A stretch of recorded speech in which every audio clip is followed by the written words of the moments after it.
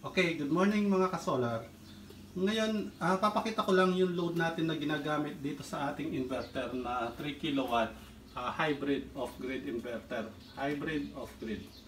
Huwag kayong malilito kapag sinabi kong hybrid tapos off-grid. May dalawa kasing klaseng hybrid. Merong hybrid off-grid, tsaka yung hybrid na may on-grid din. Off-grid, on-grid. Kumbaga, lahat na sa kanya yung isang klase. Hybrid siya na pwede siyang off-grid, pwede siyang on-grid.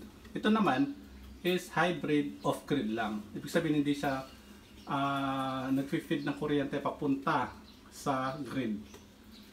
Okay. So ito medyo simpleng klase lang to. Itong Muri 3 kilowatt hybrid inverter, 48 volts. Okay, ito ngayon running siya.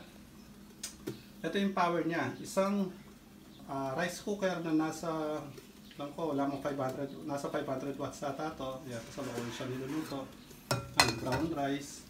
Dalawa yan. Actually, nakasaksak kasalukuyan.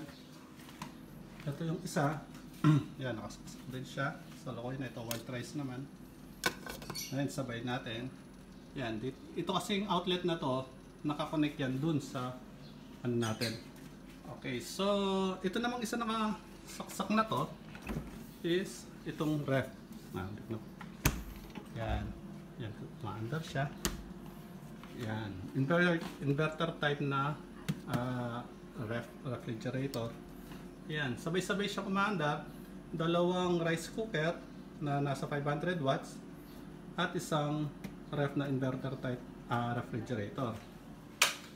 Okay. So, titingnan lang natin. Ito, yung status niya. Ito pala yung load section. Ito, nasa almost 1/3. Ito kasing nasa dulong to. Ito parang triangular na to. Ito yung parang bar level ng load. Ayun, nandito siya. Parang nasa 1/3 section siya. Okay, titingnan natin yung... Ito hindi masyadong accurate itong reading na ito. Hindi masyadong gusto eh. Pero, lapit-lapit na rin siya ng konti. Ito 220 volts. 3.47 to 48 amps. Ito yung wattage. 774. Okay, pero feeling ko hindi lang 774 to, siguro nasa almost 1 kilowatt na yan. Pero siguro dahil hindi pa masyadong umiinit to, kakasisindi lang, kaya nasa 700 pa lang. Okay, yun, very good. Pero wag nyo lang masyadong i-torture ito, hindi ito ganun kalakas, sobrang lakas na siguro hanggang 1,500 watts, pwede pa rito. Yung mga induction, okay pa rito. Huwag lang isasabay yung iba kapag ginamit yung induction cooker.